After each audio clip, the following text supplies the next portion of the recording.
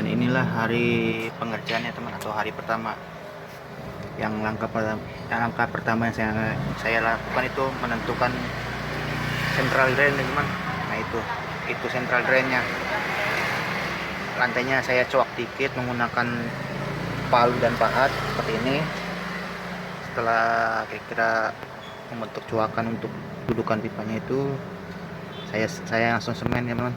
Nah itu pipanya 1/4 in,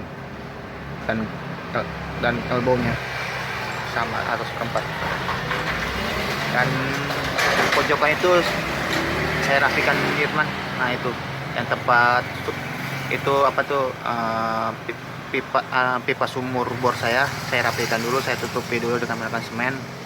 Nanti lubang itu juga saya akan tutupi juga. Nah ini pinggirannya ini lumayan terketak ya teman. Nah, nanti saya ratakan lagi, saya pelur lagi, saya cor lagi. Nah seperti itu. Jadi setelah lantainya selesai, baru akan saya buat temboknya. Nah ini dari ujung sini sampai ke sono saya akan buat tembok batasnya, batas kolam. Nah, tonton terus channel ini teman, dan jangan lupa subscribe ya. Nah inilah teman ya, hasil hari pertama saya membuat kolam seperti ini. Ini saya kerjakan sendiri. Nah, ini. Yang dasarnya tadi retak-retak, setelah saya pelur, dan ini adalah pipa pembuangannya. Nah ini menggunakan bata hebel atau bata ringan. Setelah saya plester, jadi nanti sekarang memasuki hari kedua, saya akan aci ya teman. Jadi target saya besok hari atau sore hari ini saya akan sudah bisa masukkan air untuk ngetes kebocoran.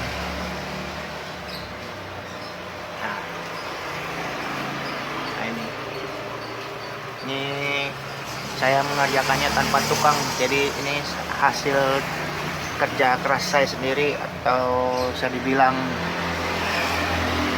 saya mengerjakan ini sendiri. Jadi kalau udah ini selesai semua, saya aci. Nanti rencananya yang situ saya akan bongkar lagi, dan saya akan membuat tempat dudukan filternya. Saya tetap menggunakan skema filter atau sistem ras. Nah sekian dulu hari pertama ini laporannya, dan kita akan melanjut di hari kedua ini. Dan inilah hasil hari kedua ya teman. Yang di hari kedua itu saya cuma membuat ini. Nah, kalau bisa teman lihat, sebelumnya di sini ada tempat filter sama kolam box kontainer nih, satu biji lah sini. Ini saya singkirkan dulu, saya ratakan, dan rencananya di sini akan menjadi tempat filter ya teman, top filter.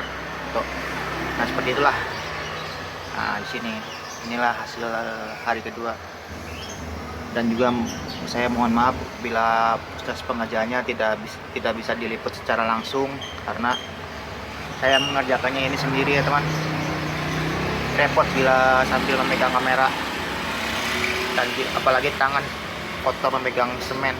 Nah, dan lanjut di hari yang ketiga ini, saya akan melapisinya dengan ini, waterproof,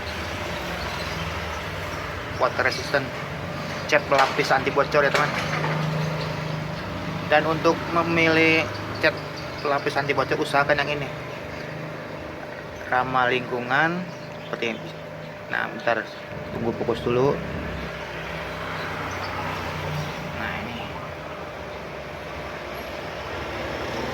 nah, ramah lingkungan dan aman untuk digunakan pada kolam ikan. Nah seperti ini. Nah ini ya jelas teman. Nah ini Saya membelinya di toko supermarket bangunan. Nah ini set kolam indeks. Jadi hari ketiga ini saya akan melapisi dindingnya ini, dinding dalamnya ini untuk agar nanti sewaktu kita isi air tidak akan ada rebesan bocor atau retak-retak halus, bisa kita tutup seperti itu. Dan sebelum kita usahakan kita akan gosok seperti ini. Nah ini tujuannya memperhalus permukaan dinding ini dari hasil acian yang tidak rata. Maklum saya membuatnya sendiri tanpa dibantu oleh tukang, dan seperti itulah. Dan bagaimana progresnya, jangan lupa subscribe channel saya, dan saya akan kabari terus proses atau progres dari kolam ikan nila saya. Dan ini di malam hari saya melakukan pengisian air ya teman, untuk mengetes kebocoran kolam baru kita ini. Jadi rencananya saya akan tes, maksudnya saya akan isi sampai batas pipa ini sebagai penanda pasti ya teman, biar gampang ngeceknya. Bila di keesokan paginya saya akan cek apakah nanti air yang berkurang, berarti itu masih bocor, nanti akan saya perbaiki di mana bocornya. Dan ini hasil pelapisan anti bocor catnya itu. Lucu ya teman, warnanya warna biru apa ya, biru Tosca mungkin. Nah ini saya tidak tahu waktu pas membeli catnya itu warnanya apa. Yang jelas beli cat anti bocor udah jadi seperti itu. Nah, tapi tidak apalah, lanjut aja. Nah nanti akan saya isi lagi tes kebocorannya seperti ini, batas ujung pralon ini, backwashnya. Jadi kita akan tunggu di esokan harinya. Nah ini lihat teman, di pagi hari saya lihat tidak, airnya masih batas ujung paralon itu, berarti menandakan untuk batas segini tidak ada bocor ya teman. Itu bisa teman lihat.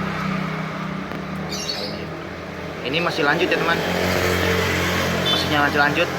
Nanti akan saya tes di sisa ketinggiannya ini, karena saya tidak yakin dengan ini, masih ragu lah. Jadi nanti saya akan tambahkan lagi debit airnya atau tingginya, volumenya dengan ini, mengganti pipa seperti ini. Nah jadi nanti saya akan isi lagi sampai batas ini lagi, dan saya akan tes dulu 1 hari ke depan apakah ada bocor, baik itu bocor besar atau bocor halus. Nanti akan kita pantau. Jadi,